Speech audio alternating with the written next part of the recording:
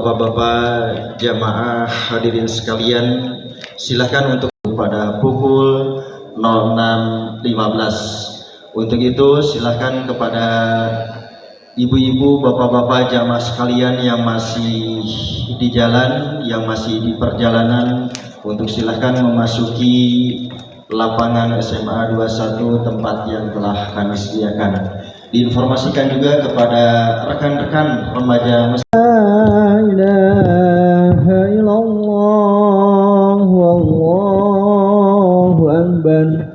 Allahu Akbar walillahil hamd. Allahu Akbar, Allahu Akbar.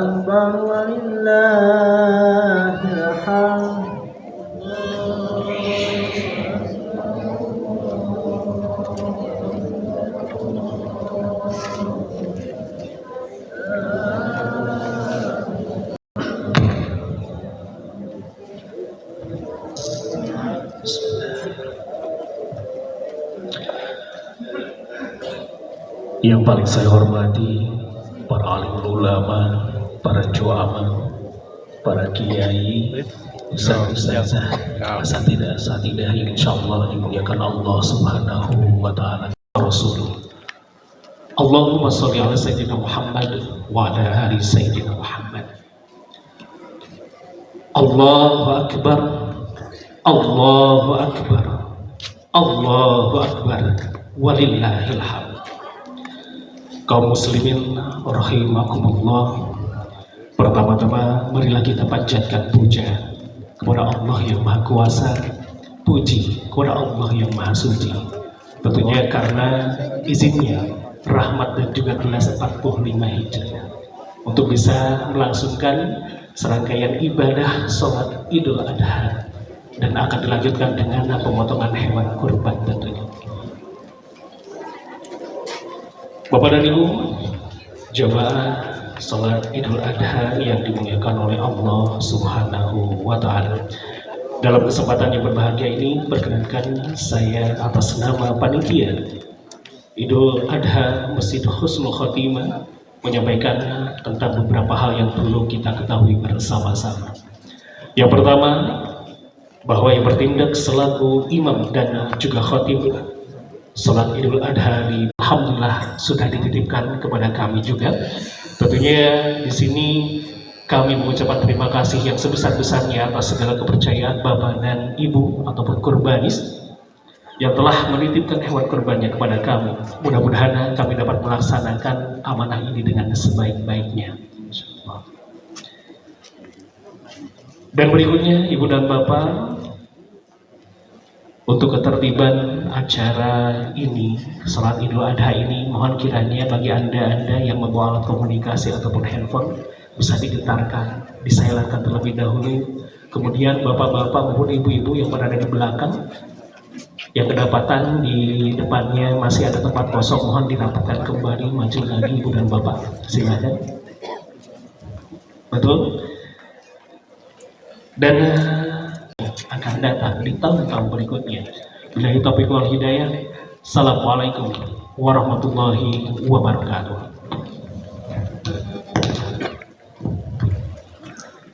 Allahu Akbar, Allahu Akbar, Allahu Akbar walillahil hamd. As-salatu Idul Adha rakaat jami'at rahimakumullah. As-salatu Idul Adha rakaat jami'at rahimakumullah. As-salatu la ilaha وأشهد أن لا إله إلا الله وحده لا شريك له وأشهد أن سيدنا محمدا عبده ورسوله إمام المتقين وقدوة الأبرار اللهم صل وسلم وبارك على سيدنا.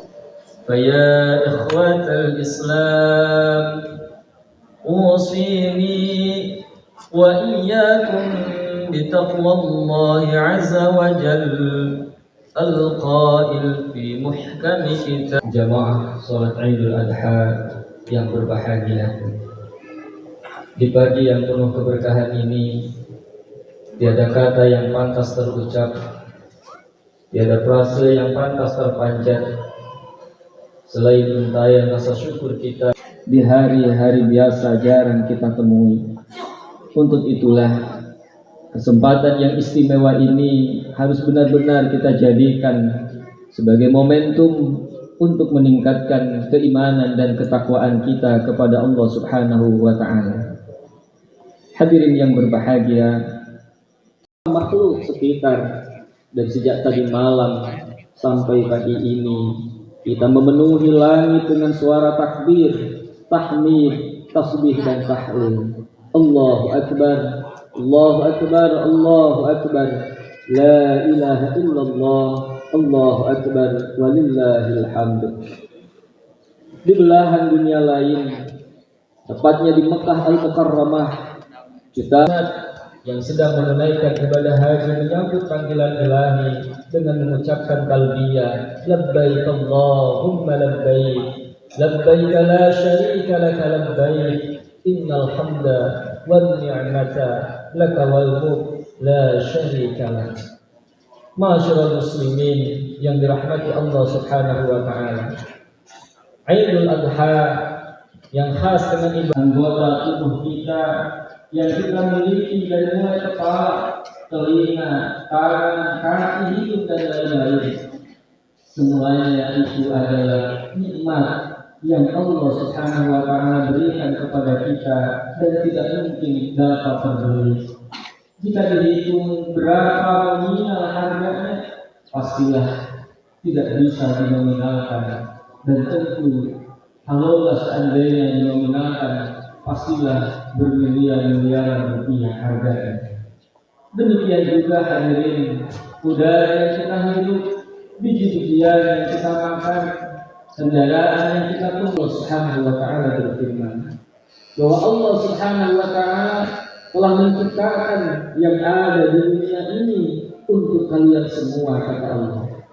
Seandainya manusia hendak menghitung semua nikmat yang Allah berikan, pastilah tidak akan sanggup untuk menghitungnya. Wa in ta'uddu ni'matallahi la tuhsuha. Tentang syukur ini Allah Subhanahu wa Ta'ala berfirman di dalam Quran surah Al-Hajj ayat ke-36. A'udzu billahi minasyaitonir rajim.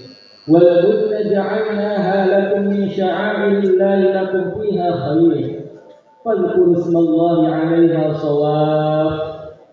فإذا وجبت جنوبها فكلوا منها وأطعموا القانع والمعتر كذلك سخرناها. Dan telah terikat.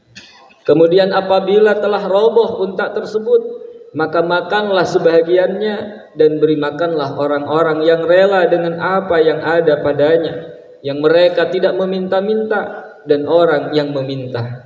Demikianlah kami telah menundukkan unta-unta itu kepada kamu. Mudah-mudahan kamu bersyukur. Ma'asyiral muslimin, jamaah salat Idul Adha yang berbahagia. Hari raya Idul Adha menjadi momentum untuk kita merekonstruksi kembali sejarah masa lampau, sejarah kehidupan figur-figur agung para kekasih Allah Subhanahu wa Ta'ala, yakni figur Nabiullah Ibrahim alaihissalam, figur sang anak hebat yakni Nabiullah Ismail alaihissalam, dan juga figur sang ibu yang luar biasa, haru biru sejarah umat manusia, yakni adalah penyembelihan Nabiullah Ibrahim alaihissalam pada putra tercintanya Nabi Ismail, yang kemudian akhirnya diganti oleh Allah Subhanahu wa Ta'ala dengan sesembelihan yang besar. Hadirin jamaah rahimakumullah, selain sebagai bentuk kepatuhan, karena dalam Islam ibadah kurban bukan hanya ritus persembahan untuk meningkatkan spiritualitas seseorang, atau juga bukan tontonan kesalehan orang kaya semata. Namun lebih dari itu hadirin, kurban adalah dalam rangka memperkuat kepekaan sosial, menyantuni fakir miskin, dan membuat gembira orang-orang yang sengsara. Kurban mencerminkan pesan Islam bahwa seseorang hanya dapat taqarrub kepada Allah, seseorang hanya dapat mendekatkan diri kepada Allah bila ia sebelumnya telah dekat dengan saudara-saudaranya yang kekurangan dan keluarganya. Pelajaran pertama adalah pertanyaan Allah Subhanahu wa taala pada Nabi Ibrahim, "Fa aina tadhhabun?" Allah bertanya kepada Nabi Ibrahim, "Fa aina tadhhabun?" Hendak kemana engkau pergi? Hendak kemana engkau membawa pergi semua ini? Nabi Ibrahim, seorang nabi yang dikenal sangat kaya raya pada saat Allah Subhanahu wa taala. Karena sebagaimana dimaklumi sebagai sunnatullah, memang manusia selalu bergerak sesuai naluri bawaan, ingin memperluas wawasan dan pengalaman hidupnya. Untuk memfasilitasi manusia, maka diciptakanlah oleh Allah Subhanahu wa taala berbagai sarana kehidupan, mulai dari sandal, sepatu, jalan, kendaraan, hingga peralatan yang lain agar manusia bisa hidup dengan nyaman. Manusia juga membangun jembatan, menggunakan jalur lautan dan juga udara. Manusia juga mengkapling-kapling lautan dan udara sedemikian dan jalan menuju akhirat. Islam memberikan dimensi moral spiritual agar aktivitas manusia memiliki tujuan yang lebih bermakna, bukan hanya sekedar mobilitas fisik tanpa tujuan yang bersifat ilahi. Pertanyaan Allah Subhanahu wa taala kepada Nabi Ibrahim alaihissalam adalah pertanyaan moral yang penuh dengan makna. Hendak dibawa kemana harta kita? Hendak dibawa kemana mobil kita? Hendak dibawa kemana jabatan kita? Hendak dibawa kemana pangkat kita? Hendak dibawa kemana ilmu kita? Hendak dibawa kemana tubuh kita yang saat ini sedang kita gunakan? Maka hadirin jamaah rahimakumullah, di tengah hiruk pikuk manusia dengan berbagai aktivitasnya, maka menjadi penting untuk menanyakan kembali pertanyaan Allah kepada Nabi Ibrahim alaihissalam. Karena bisa jadi yang primer bagi manusia secara faktual dewasa ini adalah avoiding the pain, yakni menghindari apapun yang menyakitkan. Lalu kemudian juga looking for the pleasure, mengejar apapun yang dirasakan menyenangkan. Itulah yang dilakukan manusia saat ini. Sehingga tidak heran kemudian yang muncul hanyalah kehidupan materi duniawi belaka. Sebagaimana dikatakan oleh Profesor Komarudin Hidayat bahwa salah satu dimensi dan misi manusia sebagai moral being adalah menegakkan nilai-nilai moral dalam kehidupan dimanapun mereka berada. Moral baik ini harus diwujudkan dalam ruang-ruang kantor, di kamar rumah, di masjid, di restoran, di warung kopi dan sebagainya. Sederhananya, hendaklah kita selalu membawa ketakwaan dimanapun kita berada dan dalam keadaan apapun kita. Tujuan hidup lagi-lagi seperti teladan Nabi Ibrahim alaihissalam adalah harus tertuju kepada Allah Subhanahu wa taala, Tuhan semesta alam. Inna salati wa nusuki wa mahyaya wa mamati lillahi rabbil alamin. Sesungguhnya salatku, matiku, hidupku adalah untuk Allah. Setiap salat kita sudah seringkali mengikrarkan dalam lisan kita. Hadirin jamaah rahimakumullah, pelajaran berharga lainnya yang bisa kita teladani dari Nabi Ibrahim alaihissalam adalah bahwa tujuan tertinggi manusia seperti doa Nabi Ibrahim, Rabbi habli minas salihin. Ya Allah, berilah kami anak-anak yang saleh. Nabi Ibrahim tidak meminta anak yang cerdas. Nabi Ibrahim tidak meminta anak yang pintar. Nabi Ibrahim tidak meminta anak yang kaya. Tapi yang diminta oleh Nabi Ibrahim adalah Rabbi habli minas salihin. Ya Allah, karuniakanlah kepadaku anak-anak yang saleh. bukan anak yang punya jabatan luar biasa, bukan anak yang punya pangkat setinggi langit. Kenapa? Karena apalah arti anak kita menjadi anak yang kaya raya? Apalah artinya anak kita punya pangkat dan jabatan? Apalah artinya anak kita menjadi anak yang pintar manakala mereka tidak soleh, manakala mereka tidak menjadi anak-anak yang taat kepada Allah Subhanahu wa taala. Oleh karena itu, pelajaran yang kedua dari kisah Nabiullah Ibrahim alaihissalam adalah bagaimana kita terus berupaya untuk melahirkan generasi-generasi terbaik sebagai generasi penerus kita. Barakallahu li wa lakum bima fihi minal ayati wa dzikril hakim wa taqabbala minni wa minkum tilawatahu innahu huwas samiul alim wa qur rabbighfir warham wa anta khairur rahimin.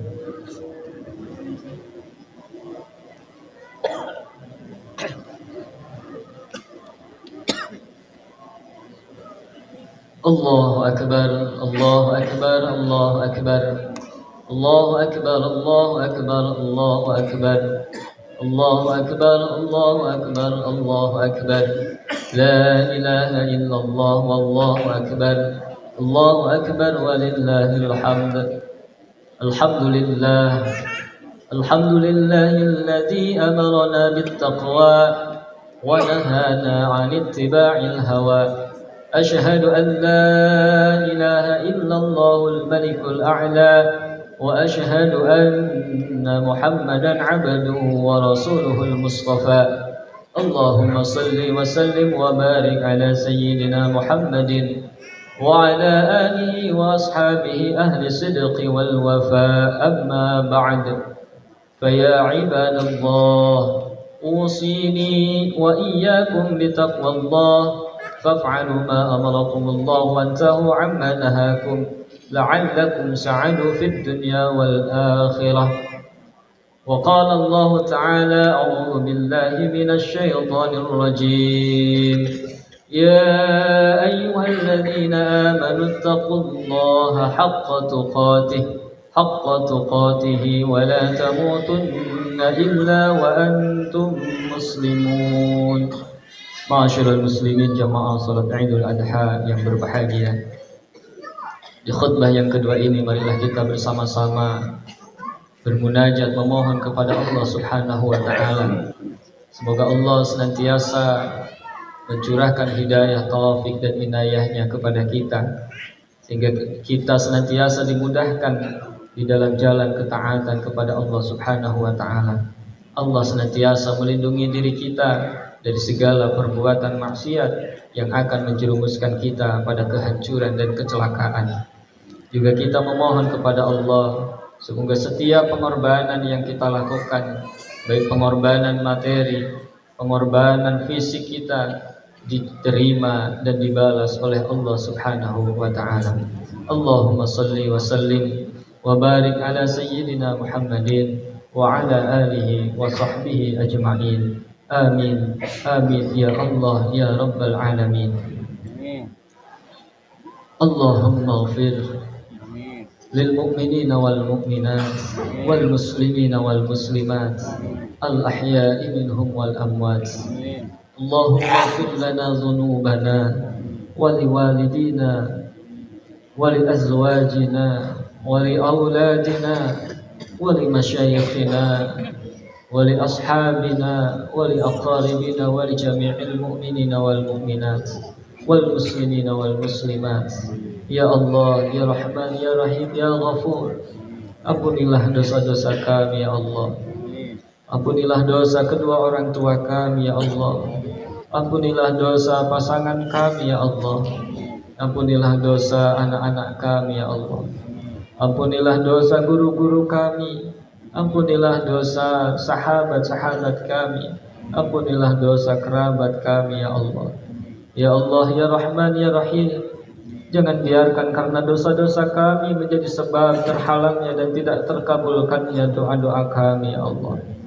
Jangan biarkan dosa-dosa kami menjadi sebab kedua orang tua kami disiksa di alam kuburnya ya Allah. Jangan biarkan karena dosa-dosa kami Engkau jadikan anak-anak kami menjadi anak-anak yang durhaka. Durhaka kepadamu dan durhaka kepada kami ya Allah. Ya Allah, jangan biarkan karena sebab dosa-dosa kami Engkau turunkan azab di tengah-tengah kami ya Allah. Ya Allah, ya Rahman, ya Rahim, di pagi hari ini, di hari yang penuh dengan kemuliaan kami berkumpul bersimpuh di hadapan-Mu ya Allah. Berikanlah kami hidayah, taufik dan inayah-Mu ya Allah. Tunjukkanlah kepada kami jalan-jalan kebaikan ya Allah.